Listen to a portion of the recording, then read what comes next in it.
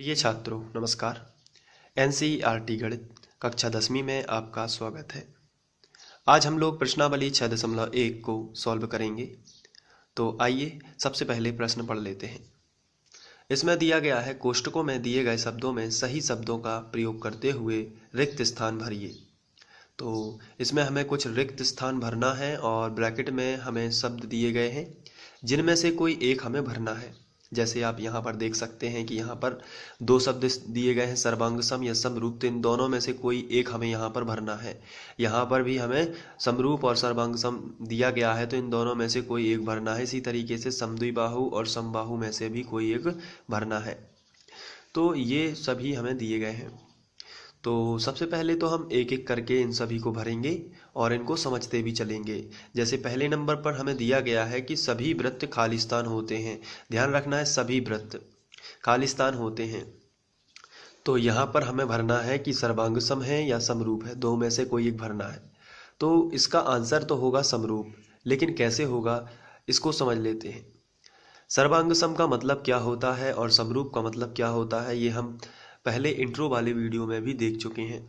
लेकिन यहाँ पर हम थोड़ा सा और समझ लेते हैं और इसके बाद हम यहाँ पर समरूप भरेंगे।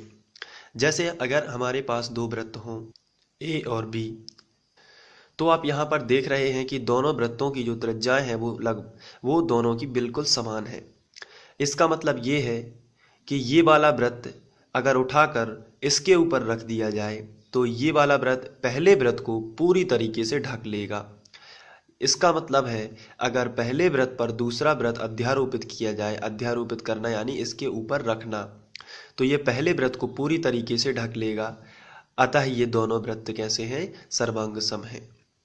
लेकिन हमसे क्वेश्चन में पूछा गया है सभी वृत्त, तो सभी वृत्त की बात की जाए तो वो सर्वांग सम नहीं हो सकते, क्योंकि आपको यहाँ पर तीन वृत्त दिख रहे हैं जो अलग अलग त्रिज्याओं के हैं। पहला जो वृत्त है वो 1.5 सेंटीमीटर त्रिज्या वाला है, जबकि दूसरे नंबर का जो वृत्त है वो 1 सेंटीमीटर का है और तीसरे नंबर का वृत्त है 2 सेंटीमीटर। तो क्या ये सर्वांग सम है? तो आंसर है नहीं, क्योंकि अगर इसको इसके ऊपर रखेंगे तो ये वाला वृत्त इसको पूरी तरीके से नहीं ढक पाएगा। इसी तरीके से 2 सेंटीमीटर वाला वृत्त भी इसको पूरी तरीके से ढक लेगा, लेकिन एक्स्ट्रा भी रहेगा, क्योंकि ये बिल्कुल समान नहीं है। इसकी त्रिज्या अलग है, इसकी त्रिज्या अलग है, इसकी त्रिज्या अलग है। तो यहाँ पर जो सर्वांग सम वाली बात है वो सभी वृत्तों पर लागू नहीं होती है, क्योंकि उसमें सर्वांग सम होने के लिए शर्त क्या है कि त्रिज्याएं कैसी होनी चाहिए, समान होनी चाहिए। सभी वृत्त केवल समरूप हो सकते हैं जो दिखने में कैसे हैं, समान है, कि ये भी गोल है, ये भी गोल है, ये भी गोल है।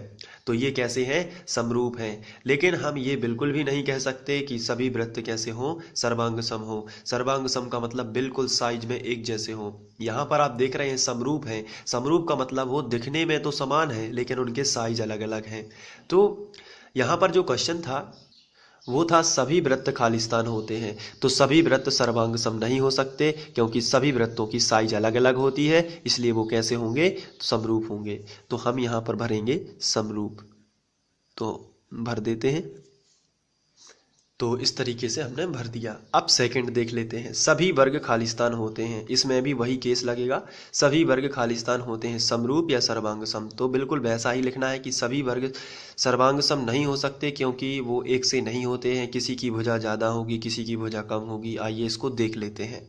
जैसे हमारे पास कोई दो वर्ग हैं, पहला और दूसरा, तो आप देख रहे हैं कि पहले वर्ग की भुजा जो है वो 2 सेंटीमीटर है सभी जगह, क्योंकि वर्ग है तो इनकी सभी भुजाएं कैसी होती हैं, बराबर।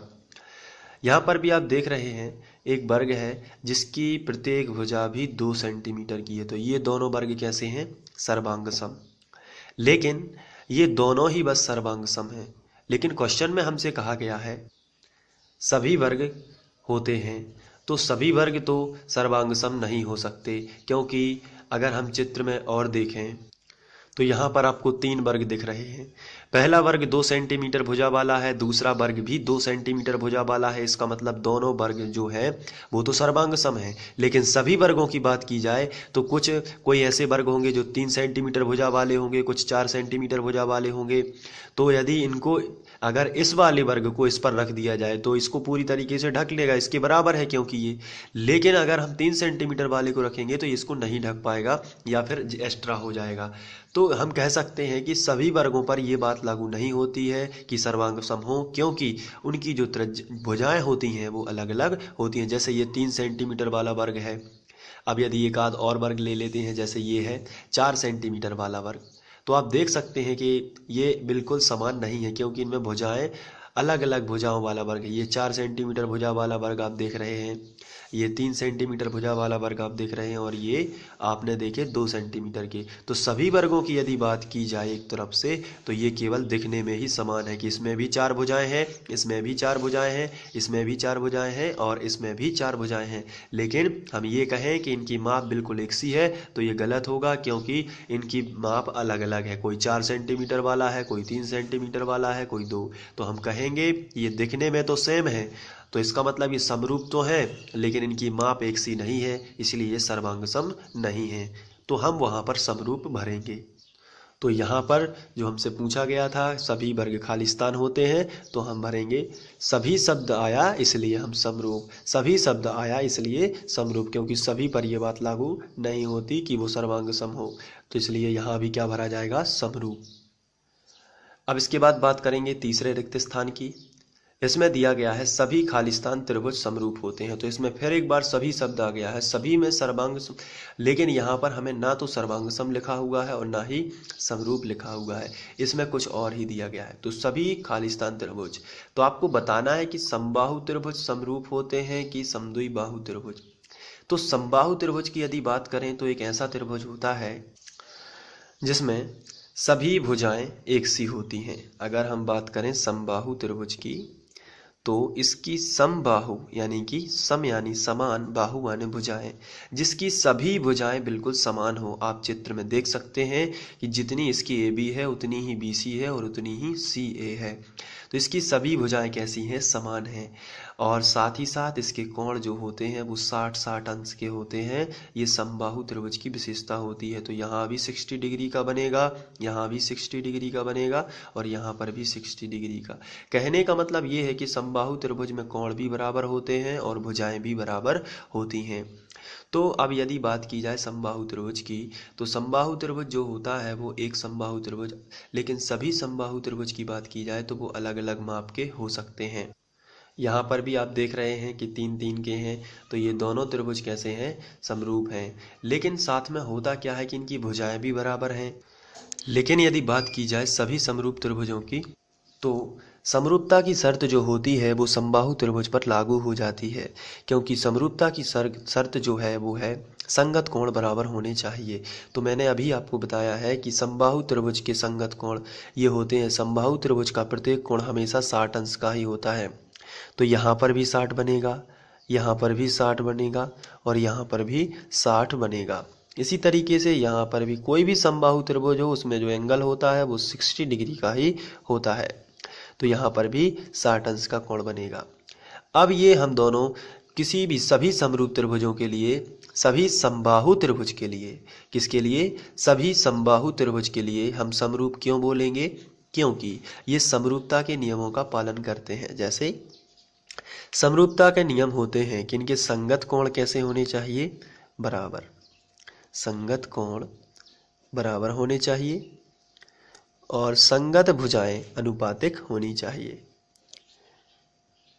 ये इनकी शर्त है समरूप त्रिभुजों की, संगत भुजाएं अनुपातिक।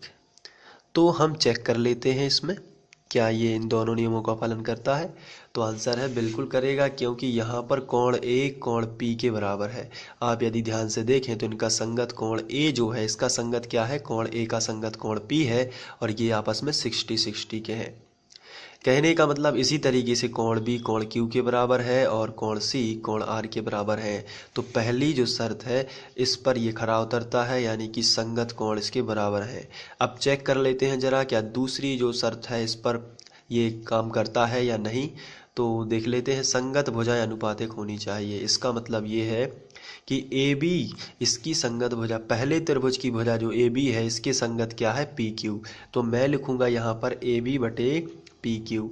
तो ए बी आप देखिए कितना है, तो आंसर है 4 और पी क्यू कितना है 3।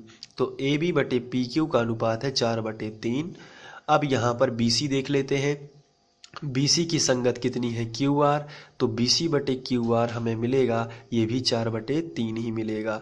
इसी तरीके से पहले त्रिभुज की भुजा जो है AC और इसकी संगत क्या है PR। तो अगर हम AC बटे PR करें तो ये भी हमें 4/3 ही मिलेगा, क्योंकि यहाँ पर 4 है AC और ये 3 है।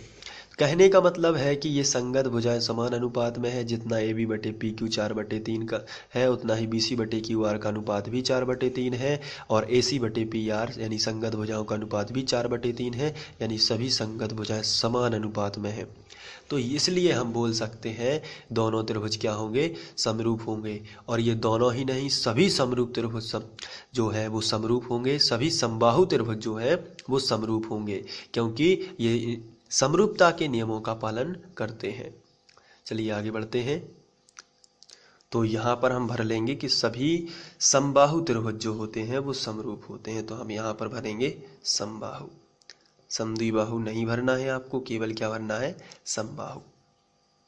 इसके बाद ये जो है चौथा रिक्त स्थान, ये बहुत ही सिंपल है। भुजाओं की समान संख्या वाले दो बहुभुज समरूप होंगे यदि, तो सबसे पहले संगत कोण कैसे होने चाहिए, बराबर।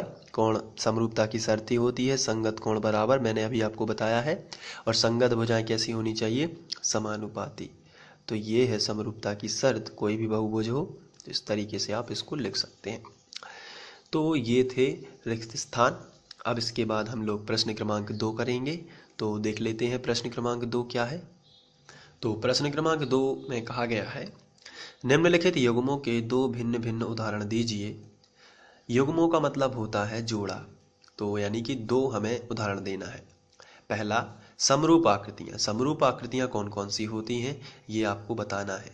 तो पहला तो होगा, अभी आप लोगों ने पढ़ा है, समरूप आकृतियाँ कौन कौन सी हो सकती हैं। तो समबाहु त्रिभुज जो हैं वो समरूप आकृतियाँ होती हैं, दो समबाहु त्रिभुज। तो हम लिखेंगे समबाहु त्रिभुजों का युग्म, यानी युग्म यानी दो समबाहु त्रिभुज। तो ये कैसे होते हैं, समरूप होते हैं। सेकंड जो है, ऐसी आकृतियां बताना है जो समरूप नहीं है। तो हमें ऐसी आकृतियां खोजना है जो समरूप ना हो आपस में। तो यदि मैं यहाँ पर वृत्त और वर्ग ले लूँ, वृत्त और वर्ग, तो आप देखेंगे वृत्त गोलाकार होता है जबकि वर्ग में 4 भुजाएं होती हैं। तो ये देखने में बिल्कुल भी समान नहीं होते, ये गोलाकार होता है इसमें 4 भुजाएं होती हैं, तो ये देखने में समान नहीं है, इसलिए ये समरूप नहीं है। तो इस तरीके से दूसरा क्वेश्चन भी सॉल्व हो जाता है। इसके बाद यदि हम बात करें क्वेश्चन की, तो इसमें लिखा है बताइए कि निम्नलिखित चतुर्भुज समरूप हैं या नहीं। तो समरूपता की शर्त आपको ध्यान रखनी है, क्योंकि ये आगे आने वाले जितने भी अध्याय हैं उन सभी में काम में आएगी। तो समरूपता की जो शर्त है वो है संगत कोण बराबर होने चाहिए और संगत भुजाएं अनुपातिक होनी चाहिए। तो आप यहाँ पर देखें तो भुजाएं तो अनुपातिक हैं, 1.5/3, 1.5/3, 1.5/3, लेकिन यहाँ पर ये बॉक्स बना है, इसका मतलब होता है 90 अंश। ये भी यहाँ पर बॉक्स बना है, ये भी बॉक्स बना है और ये भी बॉक्स बना है। इसका मतलब क्या होता है, 90 अंश। क्या यहाँ पर बॉक्स बना है, आंसर है नहीं बना। तो यहाँ पर बॉक्स नहीं बना है इसलिए 90 नहीं है, तो संगत कोण बराबर नहीं है, ये 90 से कम है। इसलिए हम बात करेंगे संगत कोणों की यदि, तो यहाँ पर 90 है, यहाँ पर 90 नहीं है। तो इसका आंसर होगा संगत कोण बराबर नहीं है।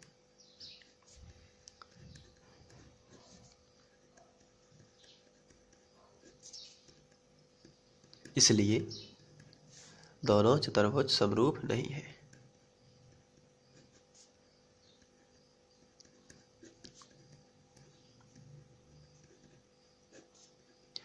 तो इस तरीके से आपको कर लेना है। आशा करता हूँ कि आप लोगों को ये वीडियो लेक्चर पसंद आया होगा। यदि पसंद आया है तो प्लीज़ इसको लाइक करें और अपना सपोर्ट बनाए रखें। साथ ही साथ यहाँ पर प्रश्नावली 6.1 समाप्त होती है। आपका बहुत बहुत धन्यवाद।